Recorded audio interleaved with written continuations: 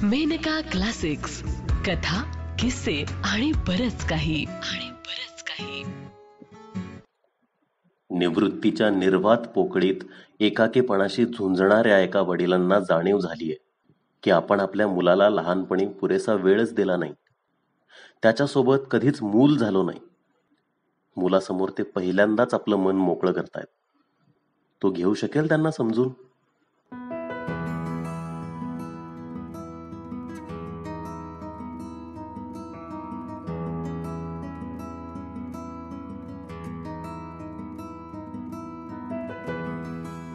कथा सापडलेले क्षण. लेखक कमल राजाज्ञा. वाचन ऋषिकेश निकम. साने ग्रुप्सच्या मॅनेजरच्या ऑफिसातून तो बाहेर पडला तेव्हाच 6 वाजून गेले होते. आभाळही भरून आलं होतं. त्याला सुद्धा कुणाला भेटावं बोलावं असं वाटत नव्हतं. स्वतःभोवती काहीतरी जिंकल्याचा तृप्तीचा कोश बांधून घेऊन सुस्तपणे पडून राहायचं होतं त्याला.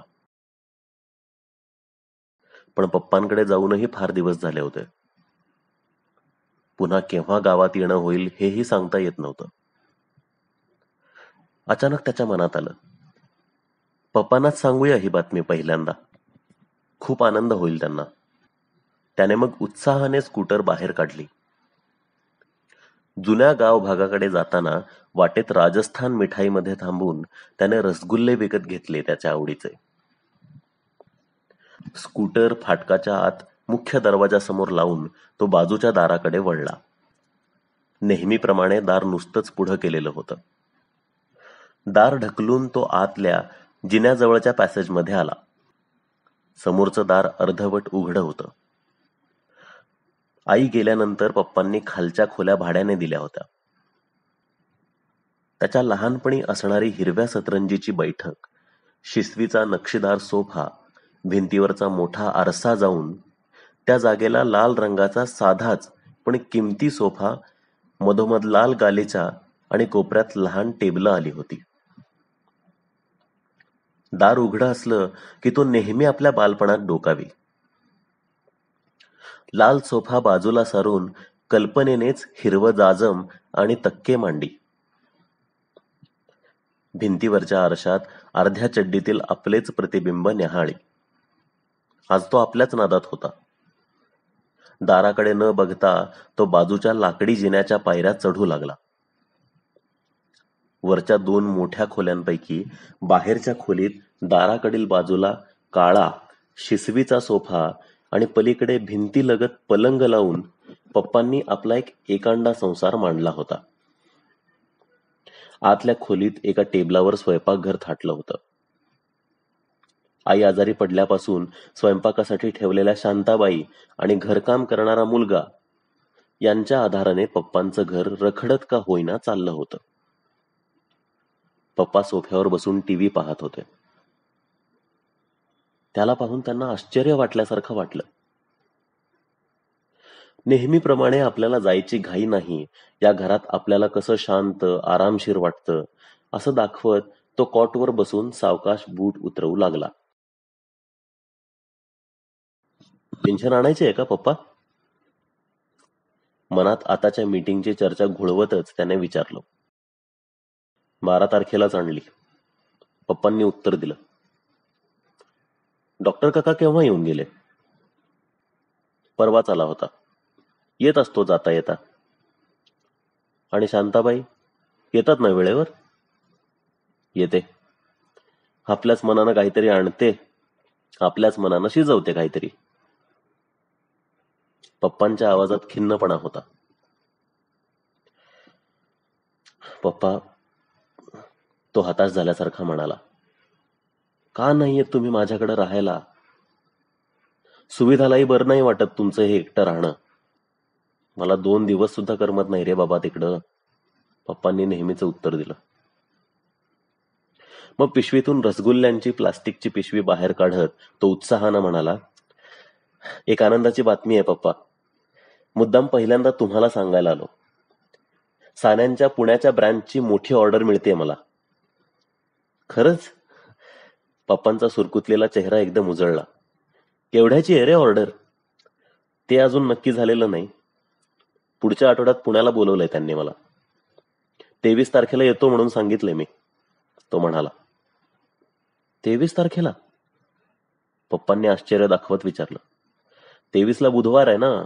बुधवारी केलेली कामं नेहमीच मनासारखी होतात माझ्या, म्हणून मुद्दाम 23 तारखेला येतो म्हणून सांगितलं मी. चहा करतो मस्तपैकी, पप्पा घ्याल ना थोडासा? असं म्हणून तो रसगुल्ले घेऊन स्वयंपाकघरात गेला. ही आतली खोली त्याची होती. खोली आणि तिला लागून असलेली गच्ची.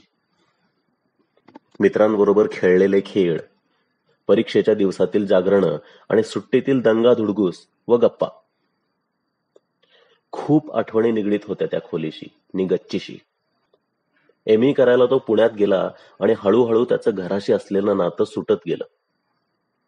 तो रांचीला गेला, त्याचं लग्न झालं, आई गेली आणि ते पुरतं तुटलं. आणि आता 2 वर्षापूर्वी तो पुन्हा आपल्या गावात परत आला होता. गावाबाहेर त्याने स्वतःचा लहानसा कारखाना काढला होता. गाठी मारून जुळवावेत तसे पुन्हा त्याचे घराशी लागे बांधे जुळू लागले होते.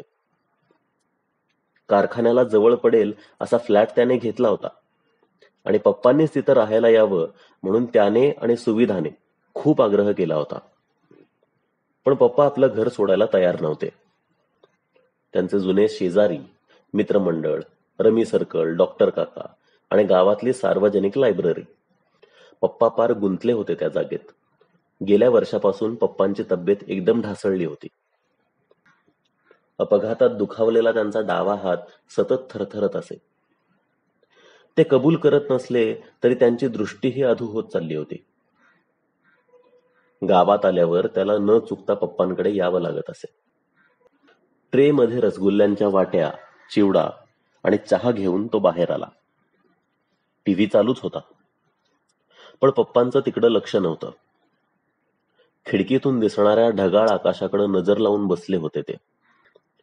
चहा करता करता त्याच्याही डोक्यात पुढचे आराखडे आकार घेत होते. पप्पांच्या समोर ट्रे ठेवून त्यांच्याकडे न पाहताच चमच्याने रसगुल्ल्याचा तुकडा मोडत तो म्हणाला, सान्यांची ही ऑर्डर फार मोठी नसली तरी ही नुसती सुरुवात आहे पप्पा. स्वतःच्या विचारांची मांडणी करत तो ऑर्डरचा माल चांगल्या प्रतीचा निघावा, वेळेवर पोहोचावा म्हणून आपण काय काय करणार आहोत हे सांगत राहिला. कितीतरी वेळ सान्यांच्या अवाढव्य उद्योगाचं कौतुक करत राहिला. बऱ्याच वेळाने त्याचा पप्पांकडे लक्ष गेलं. पप्पा काही न खाता न बोलता बसले होते. हे काय पप्पा, काहीच खाल्लं नाहीत? चहा पण गार झाला. खाईन नंतर. पप्पा वाटी बाजूला सारत म्हणाले, विजय, तुझं प्रेम आहे माझ्यावर? त्याच्या हातातील पाण्याचा ग्लास हिंदकळला. हे काय विचारता पप्पा? तो कसा बसा म्हणाला, सांग तर खरं, डू यू लव्ह मी? पप्पांच्या आवाजातील गांभीर्याने तो चपापला.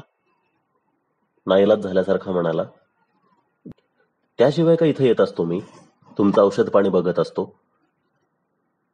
पप्पांचं त्याच्या बोलण्याकडे लक्ष नव्हतं. त्यालाही आपले शब्द फुलपाटांसारखे निरर्थक वाटले. पप्पांच्या प्रश्नाचं ताबडतोब होकारार्थी उत्तर न देण्याचा अर्थ दोघांनाही समजत होता. मौशार गालिचाच्या सुरकुतीसारखा डाचत होता. काही क्षण दोघेही स्तब्ध बसले. दोन्ही हातात धरलेल्या ग्लासातील पाण्यावर दृष्टी खिळवून त्याने स्वतःच्या मनाचा आढावा घेतला. मनात खोल कुठेतरी अजूनही पप्पांचा एक ओला, हळवा कप्पा होता. पण प्रेम म्हणता येईल का त्याला? का बालपणाशी, या घराशी निगडीत असलेल्या इतर अनेक गोष्टींबद्दल वाटणाऱ्या हुरहुरत्या ओढीसारखीच ती ओढ होती? का पप्पांच्या म्हातारपणामुळे वाटणारी कणव? अचानक पप्पा बोलू लागले,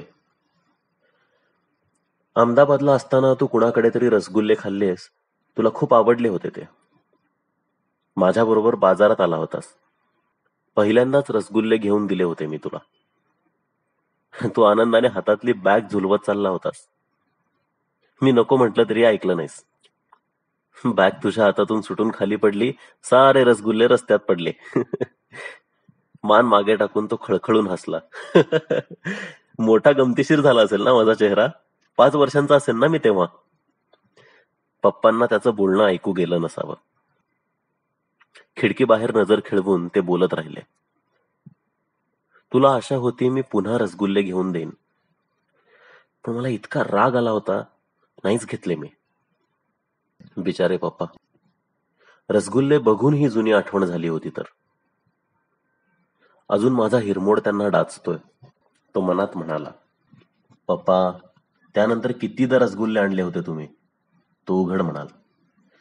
काय उपयोग त्याचा? तुझी ती आशेनं भरलेली नजर आठवली की अजून घरं पडतात काळजाला. एकटं बसून आठवत राहता काहीतरी. तिकडं चला पाहू राहायला. लहान मुलाला दटवावं तशा स्वरात तो म्हणाला. तिथं काय आणि इथं काय? पप्पा फिकट हसत म्हणाले. मागचा आढावा घेण्याचेच दिवस हे. आनंदाच्या, अभिमानाच्या क्षणांबरोबर हे चुकलेले, हरवलेले क्षण. एकदा नापास झाल्यावर पुन्हा न देता येणारी ही परीक्षा. थोडं थांबून पप्पा पुन्हा बोलू लागले. तुला आठवतं विजय, मिरजेला पानशांच्या घरात राहायला गेलो होतो आपण. तू पहिल्यांदा झाडावर चढला होतास. इतका आनंद झाला होता तुला आम्हाला दाखवायला. तू उत्साहाने वरच्या फांदीवर चढायला गेलास नि नवा शर्ट फाडून घेतलास. खूप मारलं होतं मी तुला. माझी चूक होतीच ना पप्पा, तो म्हणाला. पण त्याला चांगलं आठवत होतं. पप्पांनी आपल्याला मारलं यापेक्षा त्यांनी नव्याने झालेल्या मित्रासमोर आपल्याला मारलं याचा त्याला केवढा अपमान वाटला होता. नानू, बलवंत, विनायक, भोवती दगडी भिंत असलेलं महादेवाचं देऊळ, देवळाजवळचं पटांगण, पवारांची विहीर. बघता बघता तो आठवणीच्या भोवऱ्यात ओढला गेला. दोन्ही हातात ग्लास फिरवत, जमिनीवर नजर खेळवून, भोवऱ्यात गरगरता गरगरता त्या आठवणी शब्दात उतरलेल्या त्याचं त्यालाच कळलं नाही. नानूचे आप्पा पवारांच्या विहिरीत पोहायला शिकवायचे आम्हाला. आणि विण्याचे बाबा तर इतके गमतीशीर होते, आमच्या बरोबर पळण्याची शर्यत लावायचे. पतंग उडवायला यायचे आमच्यासोबत टेकडीवर. मला पतंग करायला त्यांनीच शिकवलं. तेव्हा नाही बोललास तू कधी. मला कधी म्हणाला नाहीस खेळायला या म्हणून. पप्पांच्या दुखावलेल्या आवाजाने तो भानावर आला. ओशाळून म्हणाला. कधी लक्षातच आलं नाही बाप्पा. तसं वाटलंच नाही कधी. तुझी चूक नाही.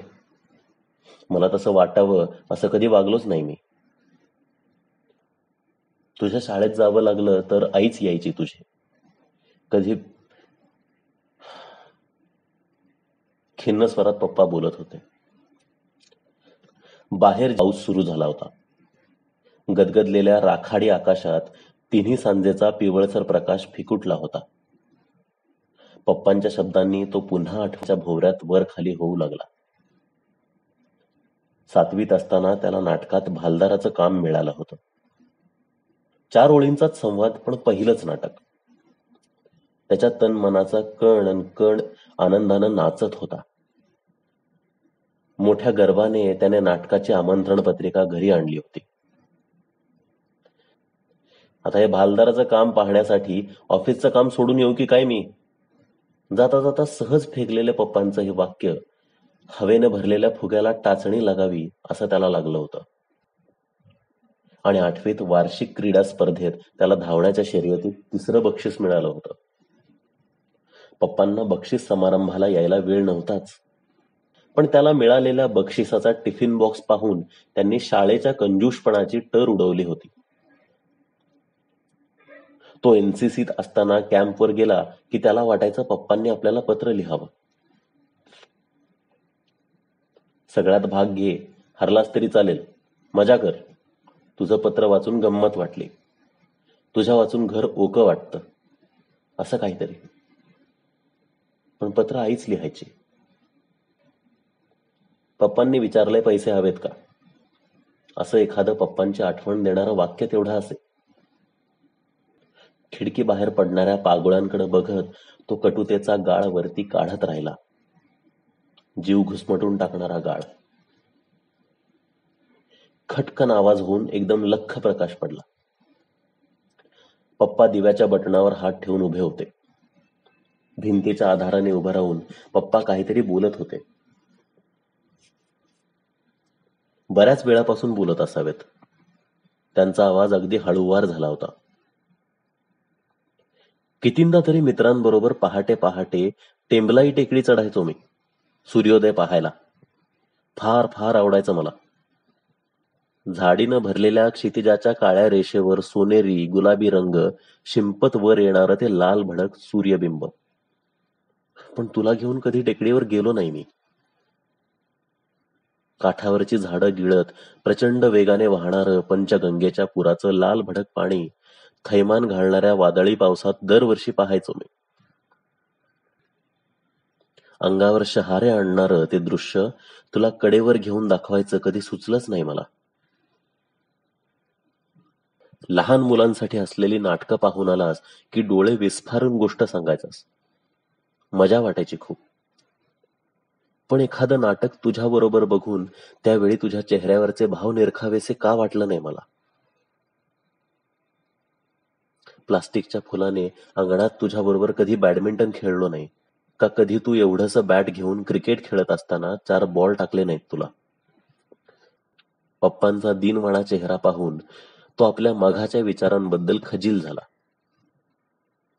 फी, कपडे, खेळ, ट्रिप्स, कशासाठीच पैसे देताना पप्पांनी कधी खळखळ केली नव्हती. मित्रांना घरात आणून पाहिजे तेवढा धुडगूस घातला तरी कधी कुरकुरही केली नव्हती. कृतज्ञतेने त्याचबरोबर अनुकंपेनेही त्याचं मन भरून आलं. पप्पा उगाच काहीतरी मनाला लावून घेऊ नका, खुर्चीवर बसून बूट चढवत तो म्हणाला. माझ्या तर काही सुद्धा लक्षात नाही. म्हणून तर मुद्दाम आठवतोय मी. पप्पांच्या आवाजातील धारेने तो चमकला. बूट हातात धरून पप्पांकडे पाहत राहिला. पप्पा दाराला धरून उभे होते. आपले क्षीण धुरकट डोळे त्याच्यावर रोखून ते म्हणाले, म्हणूनच मी आठवतोय. 23 तारखेला तुला बुधवार चांगला आहे म्हणून सान्यांना तारीख दिलीस तू. विजय, अरे प्रद्युम्नाचा वाढदिवस आहे त्या दिवशी. विसरलास तू. हातातल्या बुटावर नजर खेळवून तो क्षणभर बसून राहिला. मग विमनस्कपणाने बूट चढवून आपल्याच तंद्रीत तो जिन्याकडे वळला. पप्पांचा निरोप घेण्याचंही भान त्याला राहिलं नाही. प्रद्युम्नाचा वाढदिवस आहे, विसरलास तू. पप्पांचा आवाज त्याच्या कानात घणघणत होता. प्रद्युम्न, प्रद्युम्न. घराच्या फाटकावर झुलत त्याची वाट बघणारा प्रद्युम्न. स्कूटरवरून आपल्याबरोबर कॉलनीतूनच एखादी फेरी मारताना चमचमत्या डोळ्यांनी गर्वाने आपल्या मित्रांकडे पाहणारा प्रद्युम्न. रात्री डॅडींच्या मांडीवर बसून जेवायचं या हट्टाने सोफ्यावर पेंगळून पडणारा भुकेला प्रद्युम्न. प्रद्युम्नाचा मौशार स्पर्श, त्याचे गोबरे गाल, काळे निरागस डोळे. त्याच्या अंतःकरणात मृदुतेचे असंख्य झरे फुटले आणि त्याचा कानाकोपरा त्या मृदुतेत पार बुडून गेला. पप्पांचा कोपरा सुद्धा. तो मागे वळला. नेहमीप्रमाणे पप्पा खालचं दार लावून घेण्याचं निमित्त करून त्याच्या पाठोपाठ खाली येत होते. डावा दुखरा हात पोटाशी धरून उजव्या हाताने कठडा धरून तो फार पुढे जाईल या भीतीने घाईघाईने पायऱ्या उतरत होते. पटकन मधल्या पायऱ्या चढून तो त्यांच्या जवळ गेला. दोन्ही हातात त्यांचा डावा हात घट्ट धरून तो आवेगाने म्हणाला, आय लव्ह यू पप्पा, आय लव्ह यू. आत्ता आपण ऐकलीत कमल राजाज्ञा लिखित ऋषिकेश निकम यांच्या आवाजात सापडलेले क्षण. ही कथा एप्रिल 2000च्या मेनका मासिकात पहिल्यांदा प्रकाशित झाली होती. ही मेनका प्रकाशनाची 2022ची प्रस्तुती आहे.